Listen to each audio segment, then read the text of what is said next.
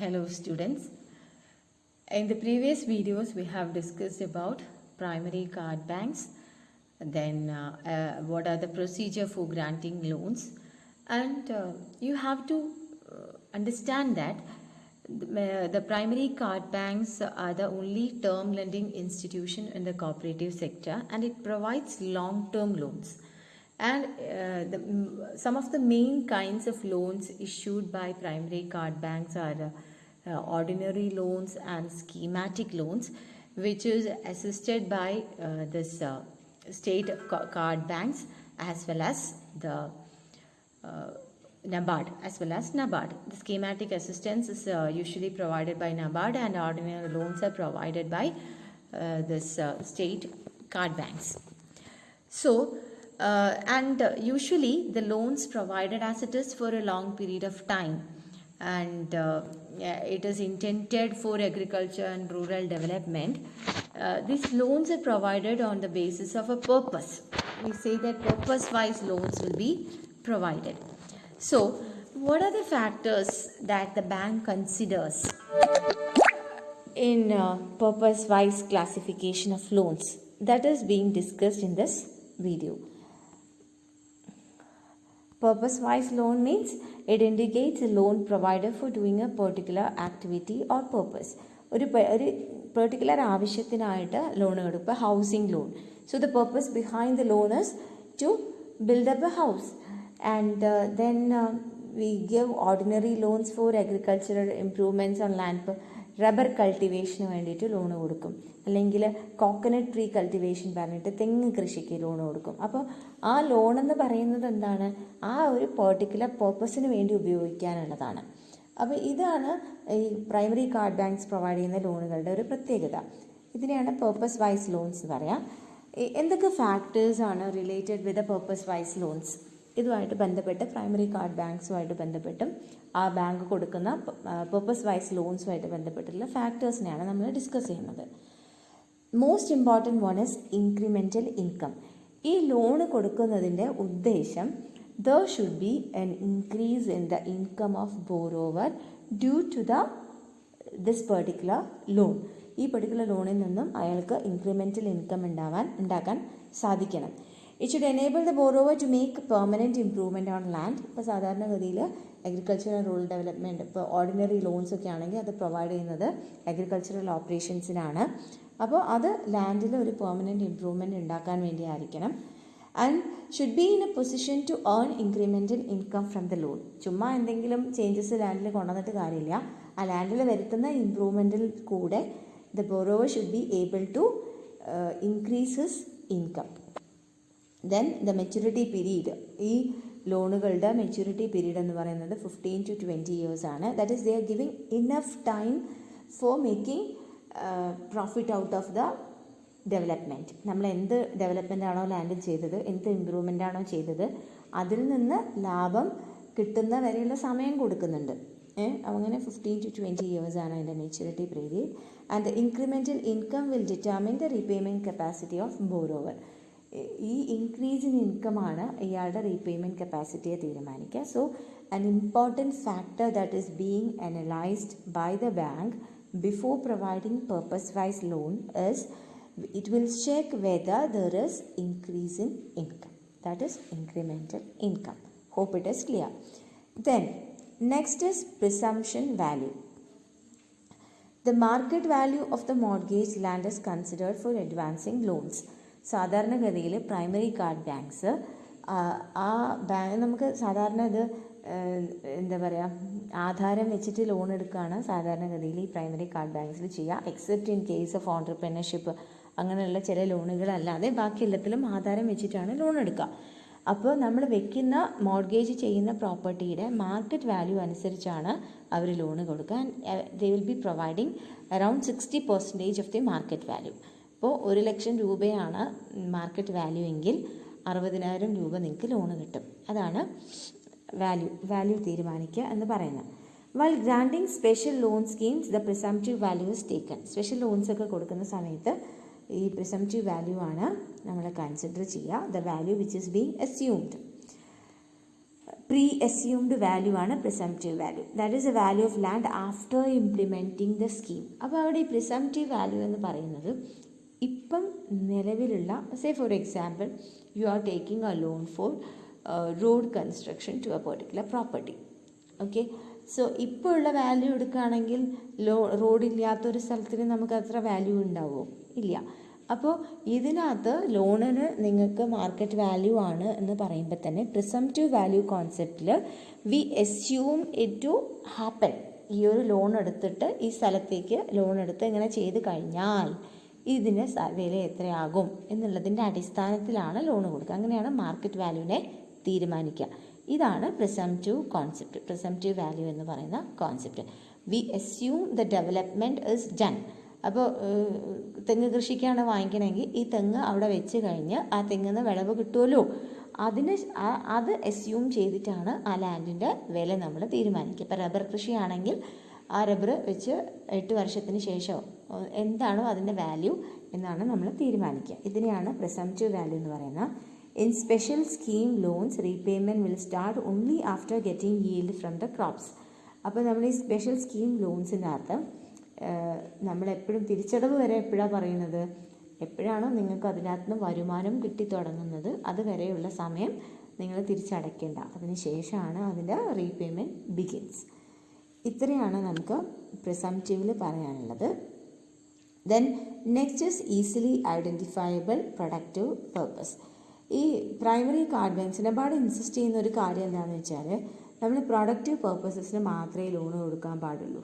അല്ലാതെ social ceremonies, മോളുടെ കല്യാണം, കാതുകുത്ത് എന്നൊക്കെ പറഞ്ഞിട്ട് അതിനൊന്നും ലോൺ കൊടുക്കാൻ പാടില്ല.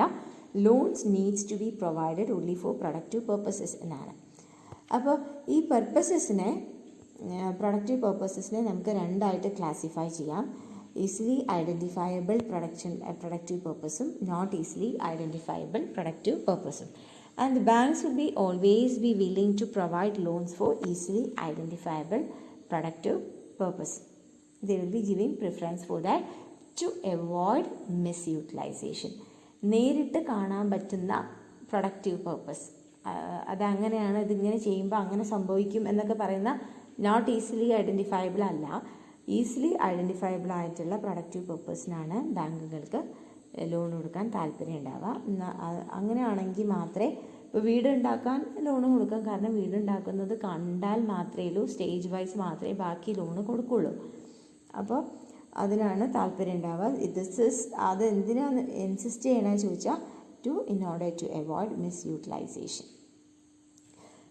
And the loans for redeeming prior debt is given least priority now. ഞാൻ പറഞ്ഞിട്ടുണ്ട്, ഈ പ്രൈമറി കാർഡ് ബാങ്ക്സിൻ്റെ ഒരു ഒറിജിൻ എന്ന് പറയുന്നത് പ്രയർ ഡെപ്റ്റ് ഒഴിവാക്കാൻ വേണ്ടിയിട്ടൊക്കെ ആയിരുന്നു. പക്ഷേ ഇപ്പം they are giving least preference for clearing prior ഡെപ്റ്റ്. കാരണം അത് പ്രൊഡക്റ്റീവ് അല്ല. ഓൾറെഡി നിങ്ങൾ എടുത്തൊരു ലോണ് അത് അടയ്ക്കാൻ വേണ്ടിയിട്ട് കാശ് തരാമെന്ന് പറയുമ്പോൾ it's not at all productive. Next is rural housing loan provided with the full financial assistance of NHB.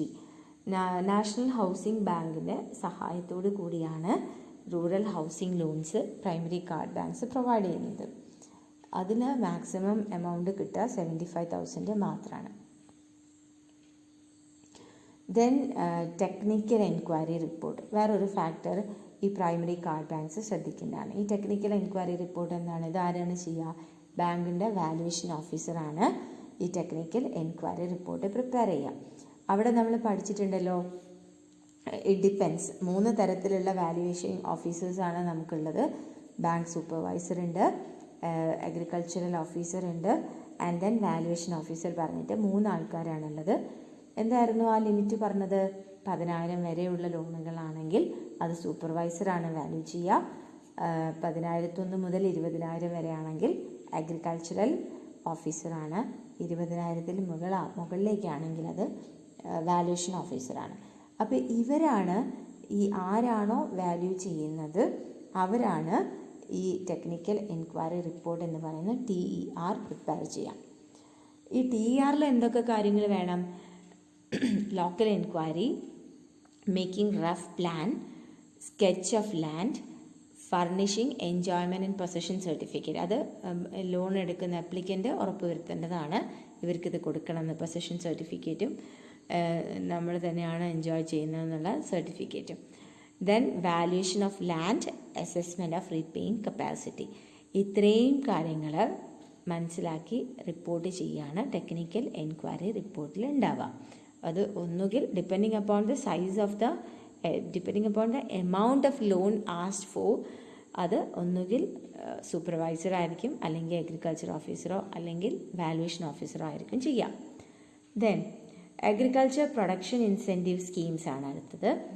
അതിനകത്ത് ആദ്യകാലങ്ങളിൽ ഈ അഗ്രികൾച്ചറൽ ഇംപ്രൂവ്മെൻറ്റിന് വേണ്ടിയിട്ട് അല്ലെങ്കിൽ അഗ്രികൾച്ചർ ഒരു ആക്ടിവിറ്റീസ് എൻഗേജ് ചെയ്യുന്നതിന് ഒരു ഇൻസെൻറ്റീവായിട്ട് സബ്സിഡി കൊടുക്കാറുണ്ടായിരുന്നു.